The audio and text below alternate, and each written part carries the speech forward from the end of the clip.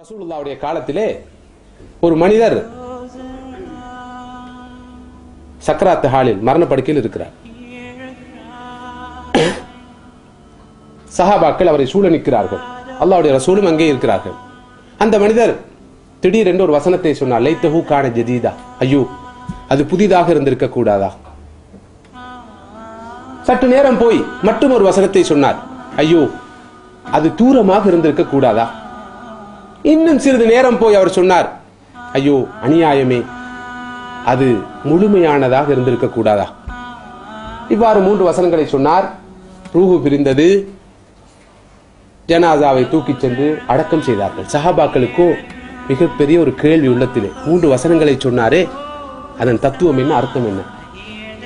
அல்லாஹ்வுடைய ரசூலை அணுகி, அல்லாஹ்வுடைய தூதரே, இறுதி நேரத்தில் கடைசி நேரத்தில் இந்த மனிதர் 3 வசனங்களை சொன்னாரே, இதன் பொருள் என்ன, விளக்கம் யாது என்று கேட்ட போது ஸல்லல்லாஹு அலைஹி வஸல்லம் சொன்னார்கள், அல்லாஹ்வுடைய தூதர் என்ற வகையில் அந்த மனிதர் மரணப்படுக்கையில் இருக்கும் போது, சக்கராத் வேல் இருக்கின்ற போது அவருக்கு சுவனத்திலே ஒரு பெரிய இன்பம் காண்பிக்கப்பட்டது. யாருக்குரிய இன்பம் இது என்று அவர் கேட்கிறார். இது உமக்குத்தான் சுவனத்திலே தயார்படுத்தப்பட்டிருக்கிறது என்று அவருக்கு சொல்லப்படுகிறது. நான் எந்த நன்மையை செய்ததற்காக இத்தகைய ஒரு இன்பம் எனக்காக சுவனத்திலே இருக்கிறது என்று அவர் ஆச்சரியத்தோடு கேட்டார். அதற்கு பதில் சொல்லப்பட்டது. ஒரு நாள் நீர் வீட்டில் இருக்கின்ற போது ஒரு ஏழை வந்தான். தனக்கு அணிவதற்கு ஆடை இல்லை என்று சொன்னான். உம்மிடம் எந்த ஒரு புதிய ஆடையும் இருக்கவில்லை. இருந்ததோ ஒரு பழைய துணி. அந்த பழைய துணியை எடுத்து நீர் உடனே கொடுத்து விட்டீர். அதற்காகத்தான் இந்த இன்பம், இந்த நிஅமத், இந்த பரிசு உமக்காக சொர்க்கத்தில் காத்திருக்கிறது என்று சொல்லப்பட்ட போது அவர் சொன்ன வசனம் தான் லைத்தஹு கான ஜதீதா, அநியாயமே, அது புதிதாக இருந்திருக்க கூடாதா. ஐயோ நான் போயும் பழைய துணியல்லவா கொடுத்தேன், ஒரு புதிய துணியை கொடுத்திருக்க கூடாதா. கொடுத்திருந்தால் எப்படி எனக்கு கிடைத்திருக்கும் என்று அவர் அங்கலாய்த்தார். மீண்டும் மற்றுமோர் இன்பம் அவருக்கு எடுத்து காண்பிக்கப்பட்டது.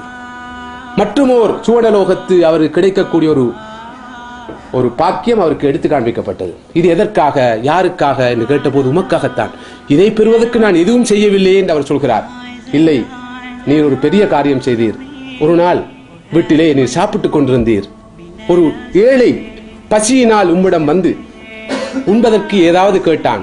ஒரே ஒரு ரொட்டி இருந்தது.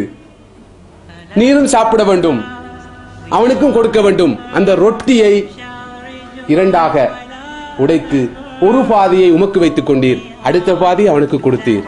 அதற்குத்தான் உமக்கு இந்த பாக்கியம் என்று சொன்ன போது, அநியாயமே, லைத்தஹு கான காமிலா, முழு ரொட்டியையும் நான் கொடுத்திருக்க வேண்டுமே, அது முழுமையாக இருந்திருக்க வேண்டுமே, நான் ஏன் அரைவாசியை கொடுத்தேன் என்ற பொருளில் தான் அந்த வசனத்தை சொன்னார் என்று ஸல்லல்லாஹு அலைஹி வஸல்லம் விளக்கம் சொன்னார்கள். 3வது விஷயம் என்ன,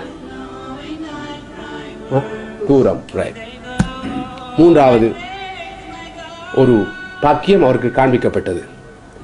யாருக்கு கேட்கிறார், உமக்குத்தான் சொல்லப்படுகிறது. இதை பெறுவதற்கு நான் என்ன செய்தேன் என்று கேட்கிறார். ஒரு நாள் நீர் பாதையில் போய் கொண்டிருந்தீர். ஒரு முடவர் உம்மை அழைத்து, தம்பி என்னை இந்த இடத்தில் கொண்டு போய் விட்டுவிடு, என்னால் நடக்க முடியாது என்று சொன்னார். நீரும் அவரை கொண்டு போய் அந்த குறிப்பிட்ட இடத்தில் விட்டுவிட்டீர்.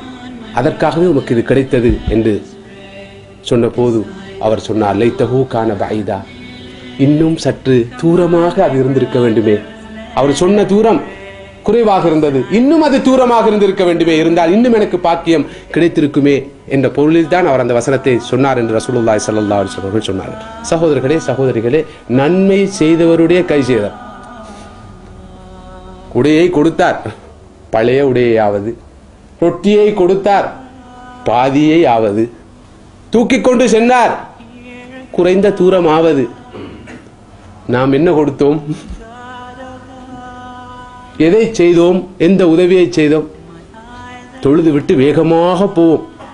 எந்த அளவு வேகமாக போவோம் என்றால், ஒருவர் இடையில் வழிமறித்து பாதையை கேட்டால் கூட யார்ட்டையாவது கேளுங்க, சுப்ஹானல்லாஹ் சுப்ஹானல்லாஹ் சுப்ஹானல்லாஹ் லா ஹவ்ல வலா குவத்த இல்லா பில்லாஹ் அஊது பில்லாஹி மினஷ் ஷைத்தானிர் ரஜீம் திக்ர வந்து இடையில டிஸ்டர்ப் பண்ணிட்டான்னு கூட சொல்லிட்டு போவார்.